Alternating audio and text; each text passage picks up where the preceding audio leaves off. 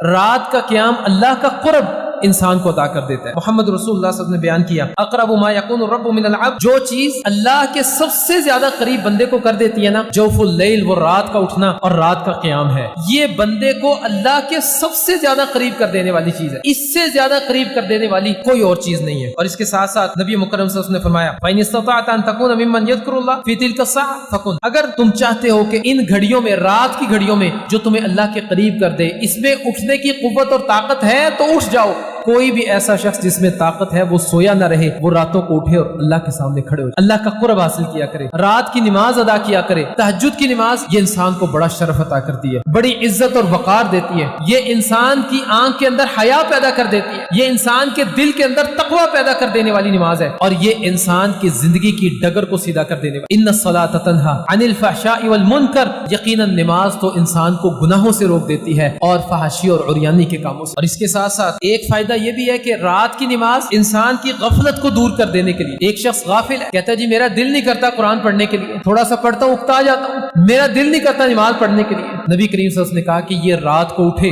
رات کو اٹھ کر نماز ادا کرے، اللہ اس کے دل پر جو غفلت کا پردہ ہے اللہ اس کو دور کر دے گا۔ اور نبی کریم صلی اللہ علیہ وسلم نے کہا من قام، جو شخص رات کو قیام کرے، بعشر آیات، 10 آیات کے ساتھ رات کو اٹھتا ہے، فجر کی نماز، فجر کی اذان سے 10 منٹ پہلے اٹھتا ہے، وضو کر کے 2 رکعت پڑھتا ہے، ان 2 رکعتوں میں 10 آیات سورہ فلق اور ناس پڑھ لیتا ہے، پہلی رکعت میں سورہ فاتحہ کے بعد سورہ فلق پڑھی، دوسری میں سورہ ناس پڑھ لی، 11 آیات بنتی ہیں۔ کہا جو بندہ یہ 10 آیات صبح کے قیام میں پڑھ لینا، اللہ اس کو غافلوں کی لسٹ سے نکال دیتا ہے کہ بندہ غافل نہیں، اللہ غفلت کرنے والے لوگوں سے اس کو الگ کر دیتے ہیں۔ اور کہا کہ جو بندہ رات کو اٹھتا ہے اور 100 آیات تلاوت کرتا ہے، ایسے شخص کو اللہ تعالیٰ من القانتین، فرما بردار لوگوں میں لکھ لیتے ہیں۔ اللہ کہتا ہے یہ میرا فرما بردار ہے، 100 آیات جو بندہ رات کے قیام میں اٹھ کر تلاوت کرتا ہے، اور جو بندہ رات کو اٹھ کر قیام میں 1000 آیت تلاوت کرتا ہے، اللہ کہتا ہے یہ میرے سب سے قریب ہے، یہ اللہ اس کو اپنا قرب عطا کرتے ہیں، سب سے زیادہ قریب اللہ تعالیٰ اس بندے کو کیا اتنا بھی ممکن نہیں ہے کہ ہم 10 آیات، صرف 10 آیات اٹھ کر اللہ کے سامنے پڑھ لیں؟